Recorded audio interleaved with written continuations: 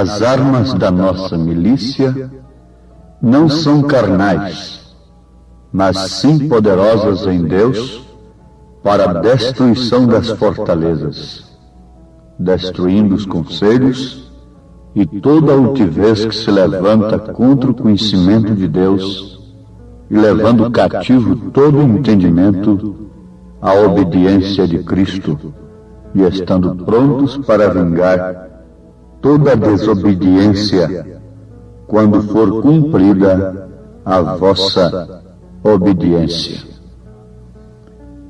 Amados ouvintes, o que estamos citando está escrito na segunda carta aos Coríntios, capítulo 10, a partir do verso 4 até o verso 6. Ele está falando de armas. Ele disse, porque as armas da nossa milícia não são carnais. Se alguém perguntasse que armas são essas, a resposta começaria por aqui. Não são armas carnais. As armas carnais não compreende, nós não podemos compreender que as armas carnais sejam somente as bombas, os mísseis, as granadas, tais coisas, como armamento bélico. Não. As armas carnais compreendem, antes de tudo, o eu, o ego, a razão, os sentimentos, o afeto, a memória, a visão, a audição, o paladar, o tato, o olfato, estes sentidos do espírito e do corpo são armas carnais. São armas pelas quais os homens tomam as armas bélicas, trabalham pelos mísseis e demais armas bélicas. A razão, o sentimento e etc., tem levado as pessoas a se armarem de uma maneira material, porque essas são armas carnais.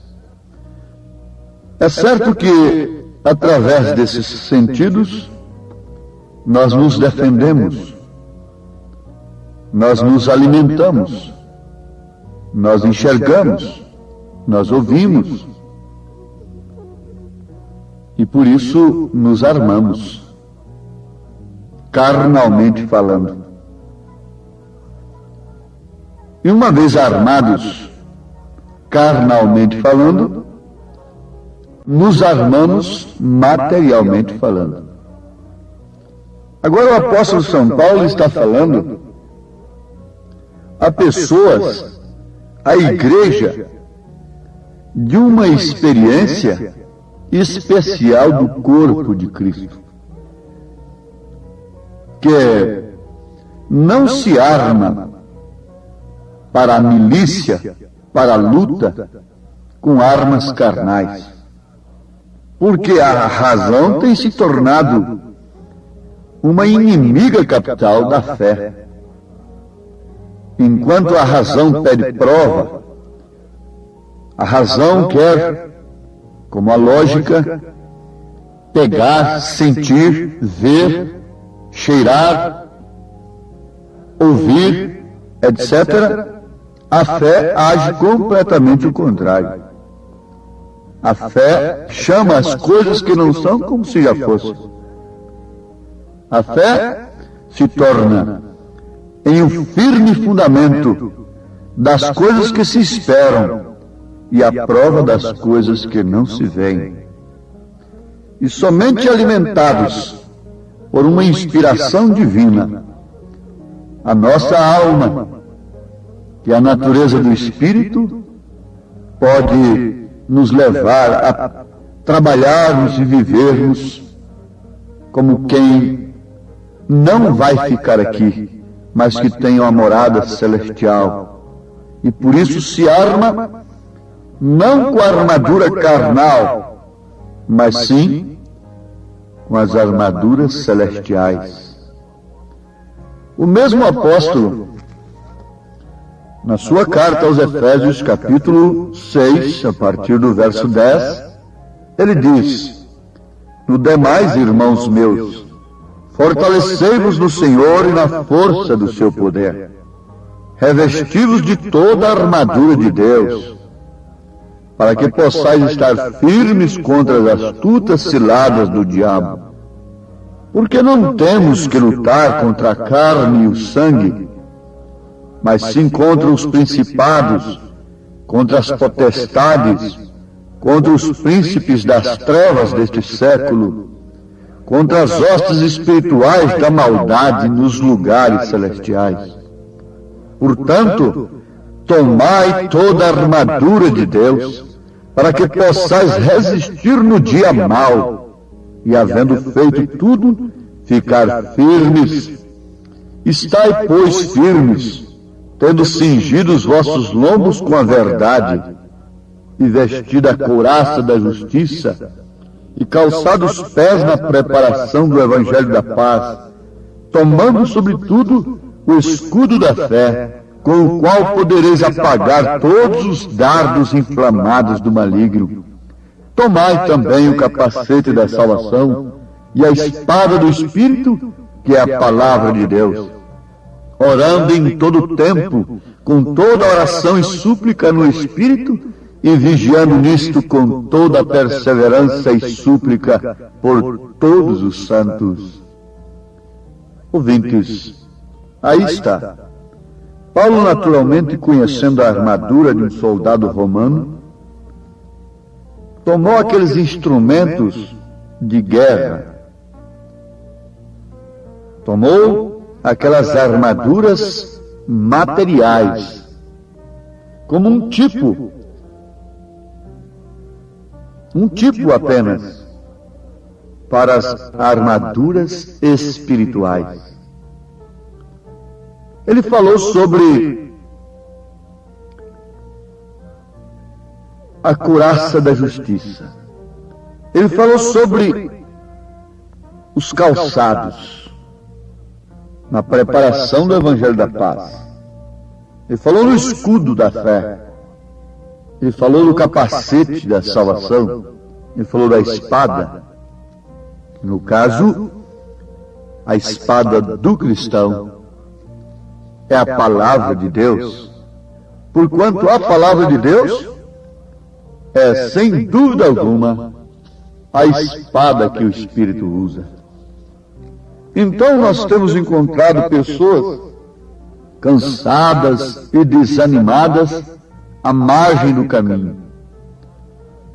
Se desanimaram, enfraqueceram e deram por entregue, dizendo que não conseguem prosseguir. Por quê? As astutas ciladas do diabo, as potestades do ar, todas estas coisas do inimigo não devem ser combatidas com armas carnais, porque isso provoca apenas contendas e demais coisas. Elas vêm nos lugares celestiais e ninguém deve se escandalizar com isso. Absolutamente não. Foi na reunião dos santos que Satanás estava para apontar o caso de Jó a Deus. E Paulo disse que nós tínhamos que lutar não contra a carne nem contra o sangue, mas sim contra as astutas ciladas do diabo nos lugares celestiais. Você vê, se o seu lar, começando de seu corpo, não é um lugar celestial, não há luta. Não há luta contra as astutas ciladas do diabo. Tudo que o mundo cria, tudo quanto é invenção, tudo quanto é moda, não pede licença para entrar naquele lar. Mas, quando ele bate num lar, que é um lugar celestial, num corpo que é um lugar celestial, então há luta.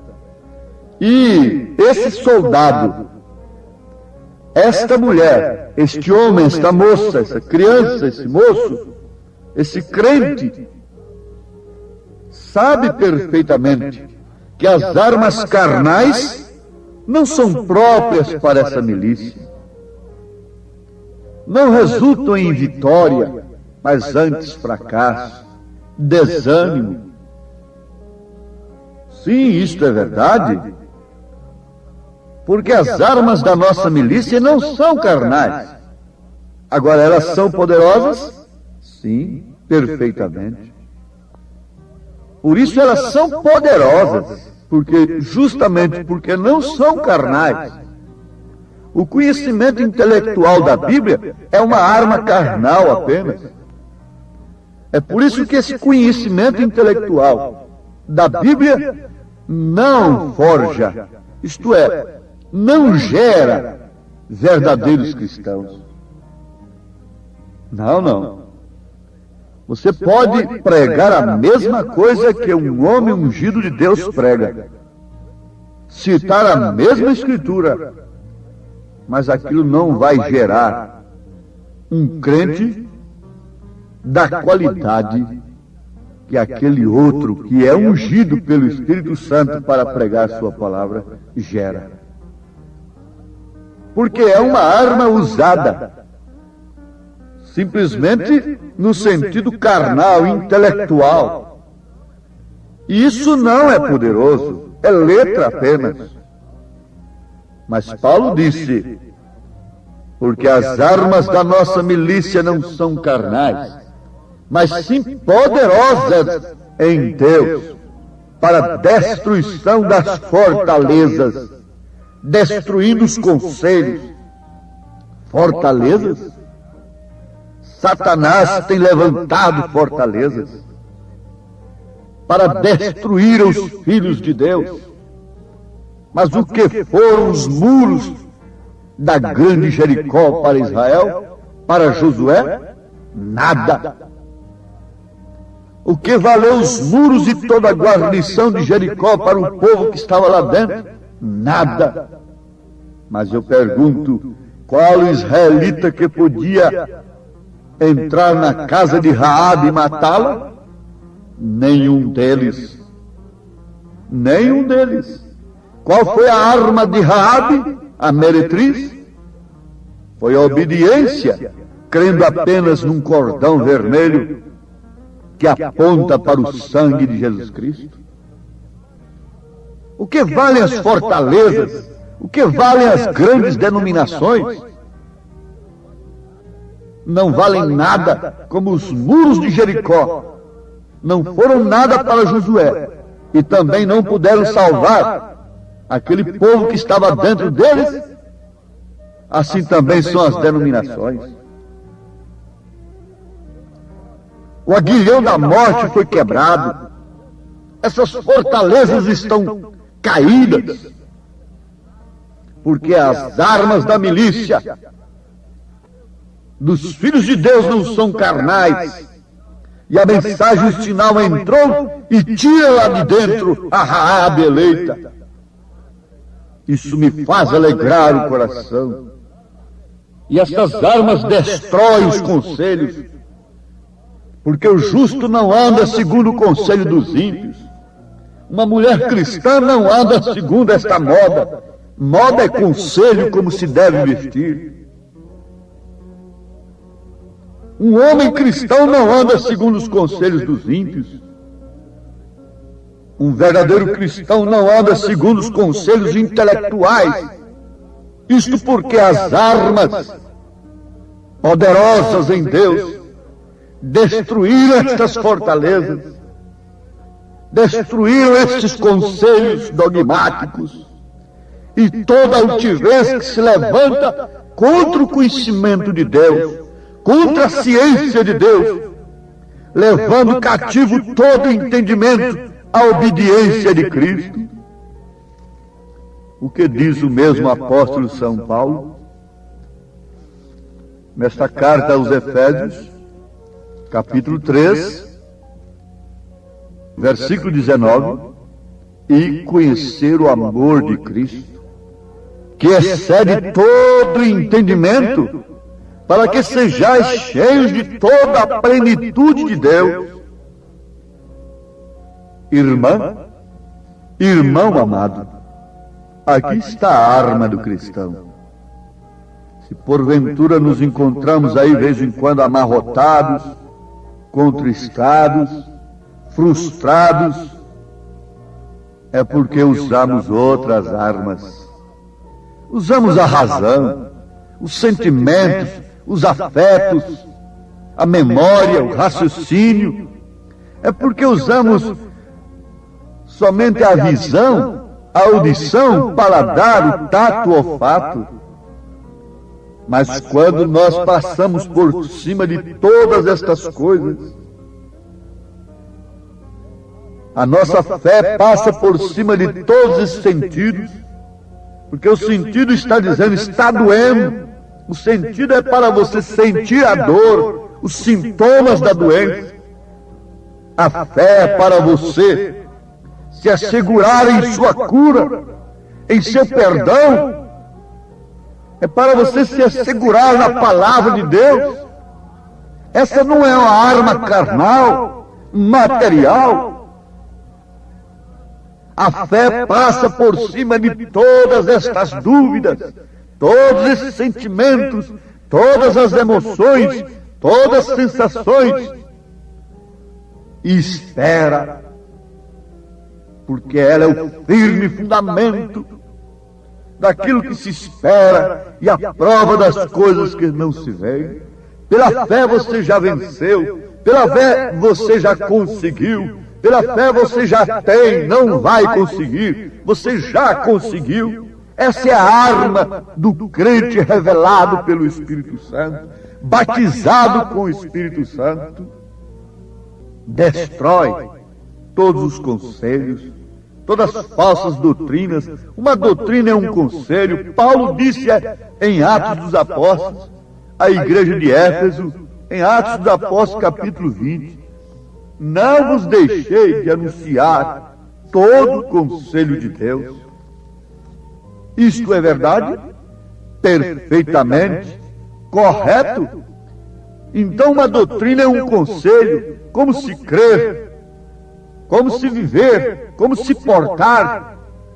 Uma doutrina deve ser pronta para corrigir, redarguir, exortar, a sã doutrina.